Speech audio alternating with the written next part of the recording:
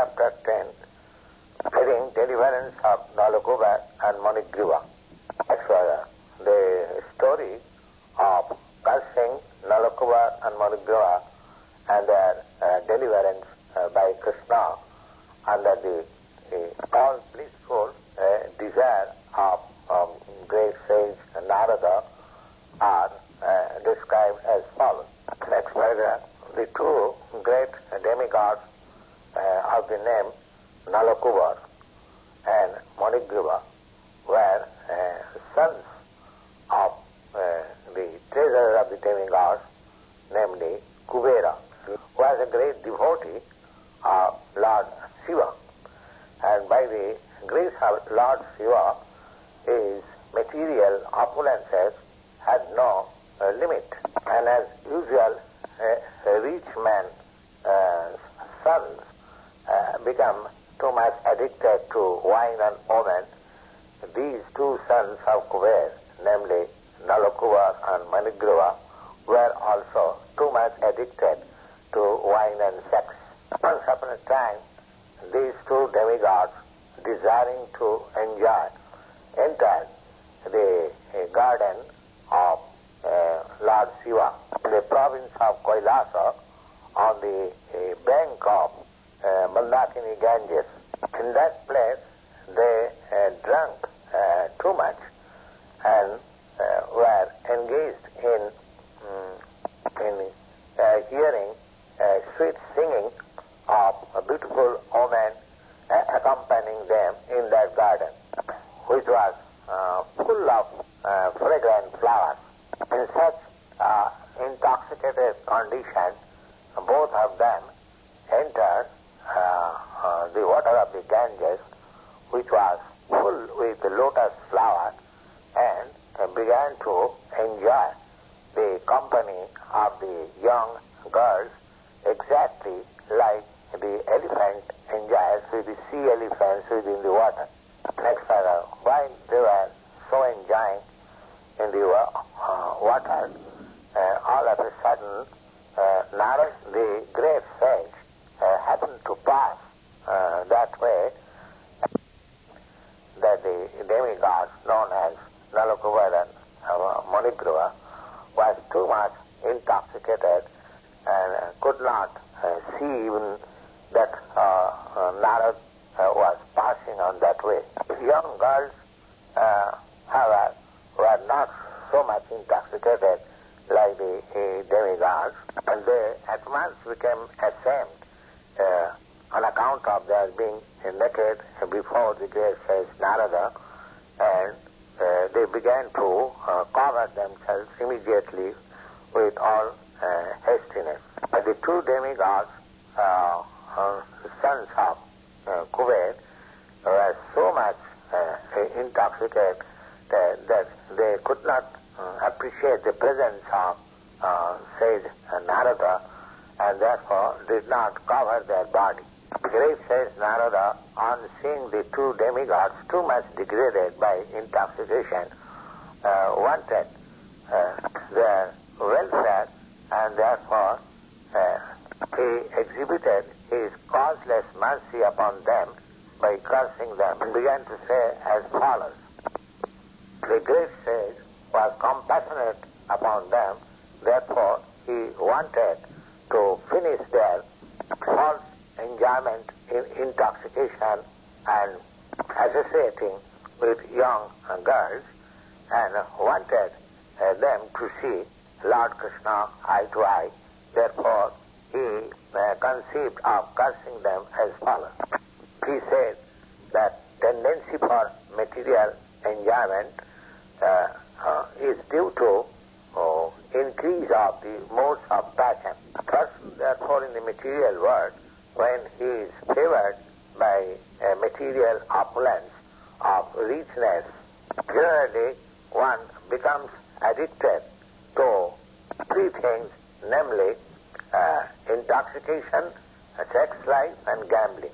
Such materially opulent men, being puffed up with accumulation of sufficient wealth, becomes so much merciless that they indulge in killing animals by opening irregular slaughterhouses, thinking themselves that they would never die and they are born to live forever.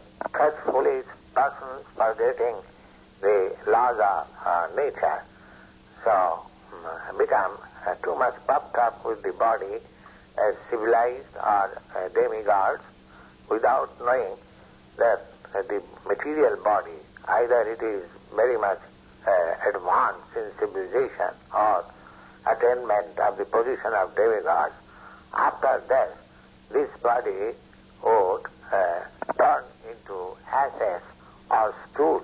And whatever the external condition of the body may be, within there are only stools, urine and various kinds of worms. Thus being engaged in jealousy and violence to other bodies, they cannot understand the ultimate goal of life, and without knowing this goal of life, generally they glide down to the Hades condition of life in the next life. Such foolish persons commit all kinds of sinful activities on account of this temporary body, but they are unable to consider whether this body actually belongs to them. Generally, it is said that the body belongs to such person who feeds the body. Please therefore consider whether this body belongs to me personally, or this body belongs to my master, where I render service just like animal, and he pays me for upkeep of this body.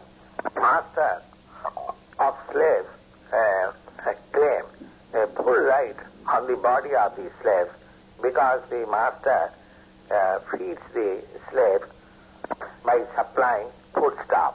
If not so, it may be questioned whether this body to the father, who is the seed-giving master of this body. The next question, whether this body belongs to mother, because mother, while the child is within the womb, develops the body of the child by her own blood and secretion. Beginning of the development of this body, the mother helps by clearing Krishna. Foolish persons are engaged in the matter of committing all sorts of sinful activities on account of misconception of identification of the material body's self. But one should be intelligent enough to understand as to whom this body belongs. Foolish person indulge in killing other animals for maintaining this body, but he does not consider whether this body belongs to him or to his father, or to his mother, or to his grandfather. Sometimes a grandfather, mother's father, gives in charity his daughter to a person with a view to get back the child as his son. Body may also belong to a stronger man who forces another body to work for him. Sometimes the slave's body is sold to the master, and from that day the body belongs to the master.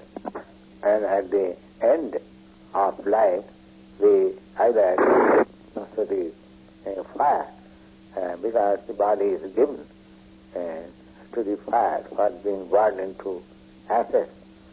Sometimes the body is thrown in the street to be eaten by the dogs. So before committing all kinds of sins for maintaining the body, one should be considerate to understand as to whom the body belongs. Ultimately, it is concluded that the body is product of the material nature, and at the end it margins into the material nature.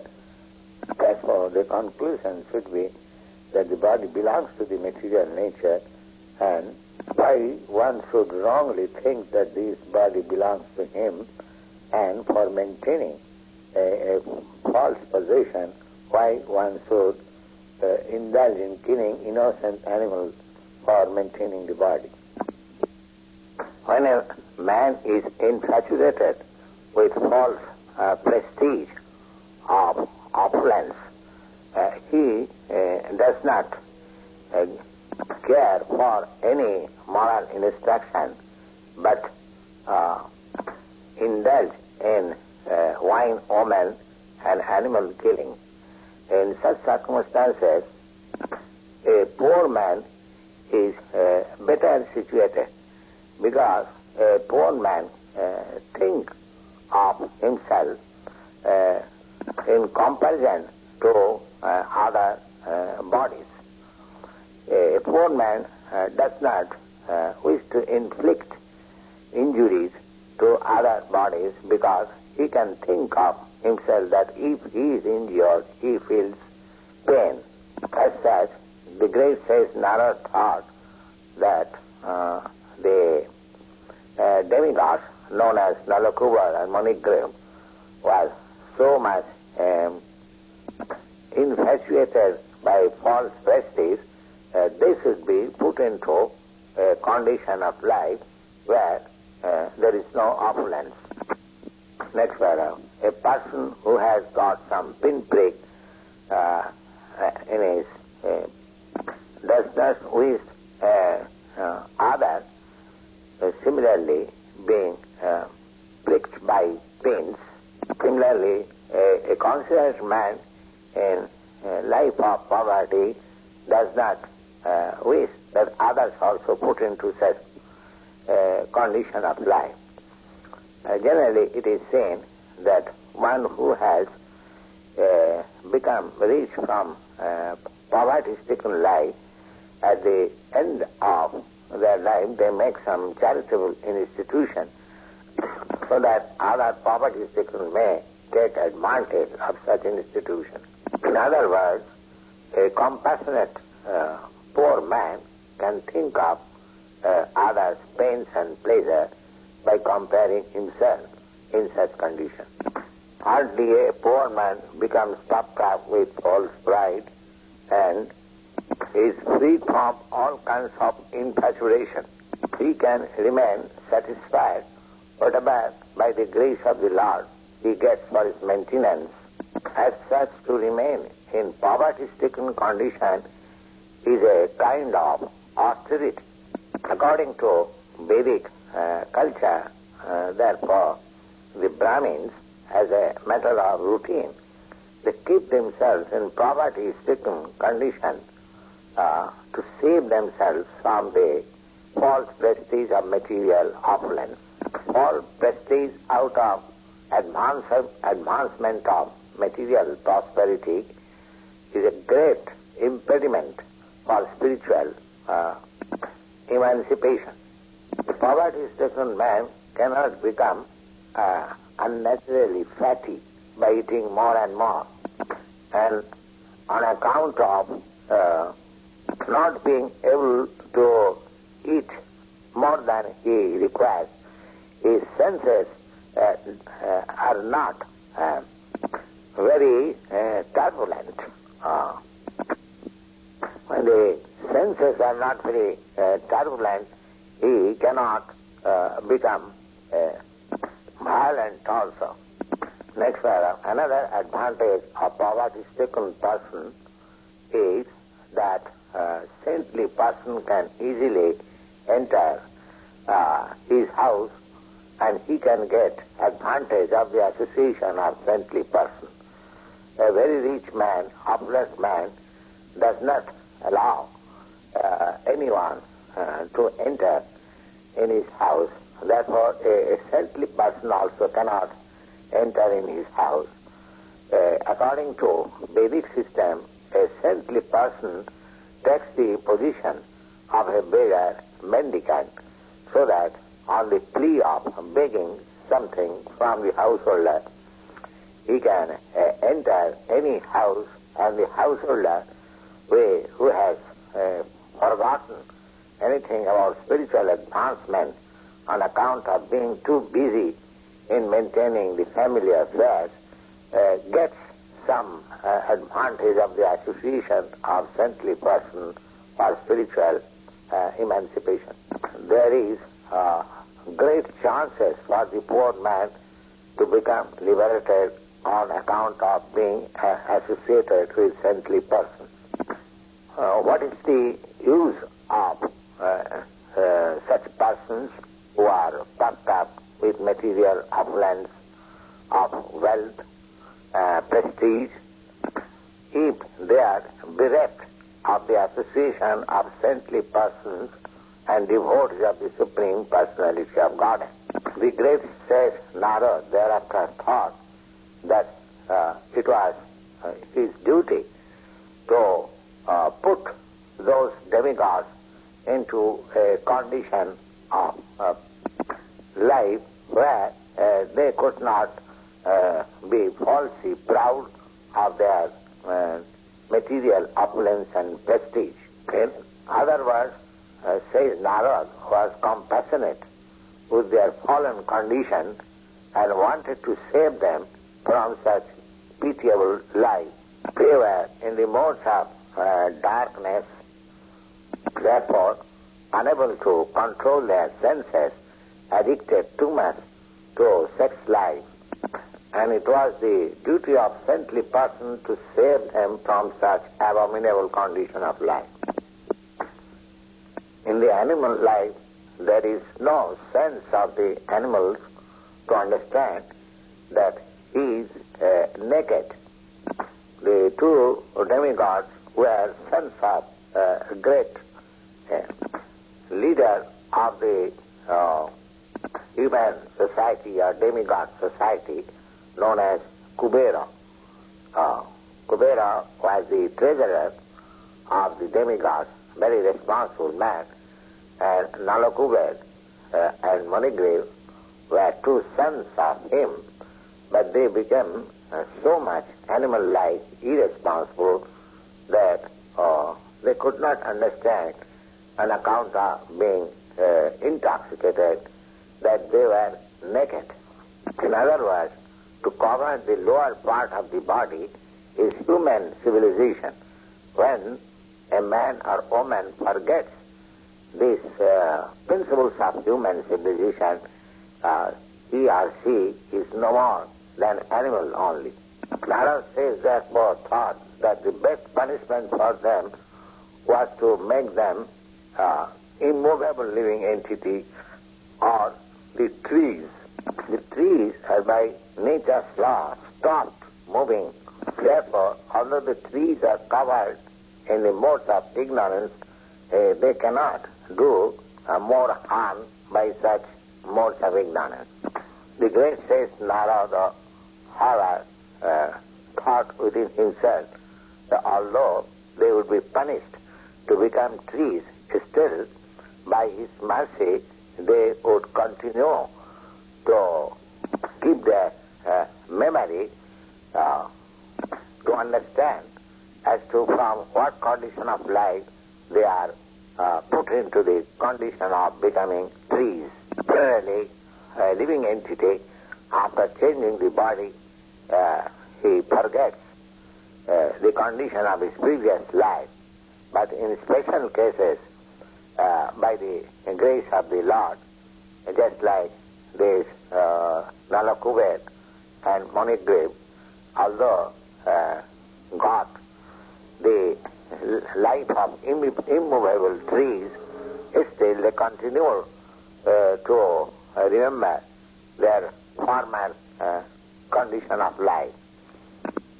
Next paragraph. Sage Narad therefore contemplated that the two demigods should remain for 100 years of the demigods in the form of trees. After that, they would be fortunate enough to see the Supreme Personality of Godhead face to face by His causeless mercy, and thus they would be again promoted to the life of the demigods and become great devotees of the Lord. After this, the great sage Narada returned to his place known as Narayana Ashram, and the two demigods of the name Nalakuvera and Manigriva turned into trees known as twin Arjun trees grown on the courtyard of Nanda Maharaj. In other words, the two demigods, Nalakuvera and Manigriva, was favored by the causeless mercy of Narada, so that they were given the chance of being grown at the courtyard of Nanda Maharaj to get a chance of seeing Lord Krishna face to face. Now, the child Krishna, when he was bound up with the wooden motor, began to proceed towards the twine trees in order to fulfill the foretelling of his great devotee Narada. At that time, Lord Krishna thought within himself that Narada was his great devotee, and those trees standing as twine Arjun trees were the sons of Kubera. Therefore, I must now fulfill the words of my great devotee Narada. After thinking this, child Krishna began to proceed through the passage in between the two trees, and although he went out of the space of the trees, the wooden motor fell down horizontally and was stuck between the two trees.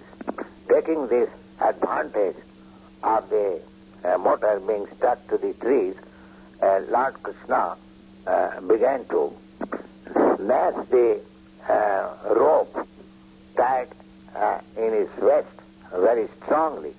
And as soon as there was a great jerking on account of his pulling the rope, the two trees with great sound immediately fell down with entire branches and leaves in the tree. When the tree fell down, out of the broken trees, two great personalities, glistening like blazing fire, came out of the trees, and on account of their presence, all sides become illuminated and beautiful. And such two purified bodies immediately came before child Krishna and bowed down to offer their respect and offer their prayers in the following words. In quotation, my dear Lord Krishna, you are the original personality of Godhead and the master of all mystic powers. Learned Brahmins knows it very well that this cosmic manifestation is expansion of your potencies, and they are sometimes manifested and sometimes not manifested. You are the life, body and senses, or you are the original proprietor of the life, body and senses of all living entities. You are the eternal tribe, Lord Vishnu, who is all-pervading, imperishable controller of everything.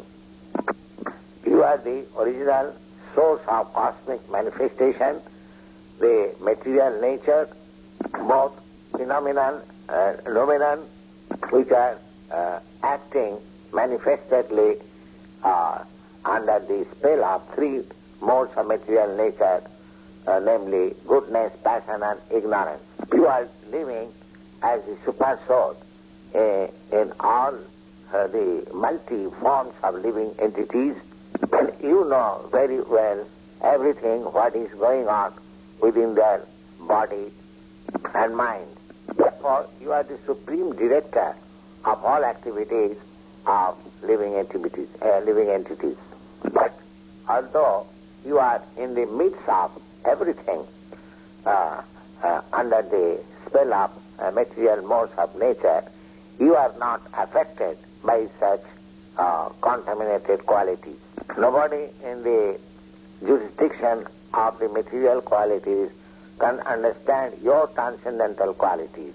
Your transcendental qualities existed before the creation, therefore you are called the supreme transcendence. Let us therefore offer our respectful obeisances unto the lotus feet of you, Lord Vasudev, and the supreme Brahman, who is always glorified by his personal internal potencies. In this material world, you can be known only by your different incarnations. Although you assume different types of bodies, they are not anything of the material creation. Such bodies are always full of transcendental potencies of unlimited opulence, strength, beauty, reputation, wisdom and renunciation. In the material existence, there is difference between the body and the owner of the body. But because you appear in your original spiritual body, there is no such difference between yourself and body. As such, when you appear, your uncommon activities only indicate that you are the Supreme Personality of Godhead, and such uncommon activities are not possible by any other body in the material existence. You are that Supreme Personality of Godhead now appeared to cause the birth and death as well as liberation, and you are full with all your plenary expansions, and you can bestow upon everyone all kinds of benediction. O my Lord, the source of all auspiciously and goodness, I offer my respectful obeisances unto you, because you are the all-pervading Supreme Personality of Godhead, the supreme source of peacefulness, and the Supreme Personality in the dynasty of King Jadu. My Lord, our Father, known as Kubera, the demigod, is your servant. Similarly, the great sage Narada is also your servitor, and by their grace only we have been able to see you personally. We therefore pray that we may always be engaged in your transcendental loving service by speaking only about your glories and hearing about your transcendental activities. Our hands and other limbs of the body may be engaged in your service. Our mind may always be wrapped up on your lotus feet, and our heads may always be bowed down before the all-pervading universal form of your Lordship. That's why when the demigods Nalakuvera and Manigriva finished their prayers, that time Lord Child Krishna, the master and proprietor of Gokula, that condition of being bound up by the ropes of Jasoda with the grinding wooden motor, began to smile and said as follows. It was already known to me that my great devotee, sage Narada, had showed his causeless mercy by saving you from very abominable condition on account of your being puffed up due to extraordinary beauty and opulence in the family of demigods. Please saved you from gliding down to the lowest condition of hellish life, being such puffed up, and all these facts were already known to me. You are very much fortunate because you are not only cursed by him, but you had the greatest opportunity to see him. If somebody perchance is able to see face to face great saintly persons like Narada, who are always equiposed and merciful to everyone, then immediately a conditioned soul becomes liberated simply by seeing such great personality. This is exactly like the eyes situated in full light of sun. There cannot be any impediment of vision. Therefore, O Nalakuvera and Manigriva, your life has now become successful because you have now developed ecstatic love for me. As such, this is your last birth within the material existence. Now you can go back to your father's residence in the heavenly planet, and by remaining in such attitude of devotional service, you will be liberated in this very life. After this, both the demigods, Nalakuvera and Manigriva, circumambulated the Lord many times and bowing down before him again and again, and thus they left the place, and the Lord remained in such condition of being bound up with ropes and a grinding motor. Thus hence the Bhaktivedanta purport of Krishna in the 10th chapter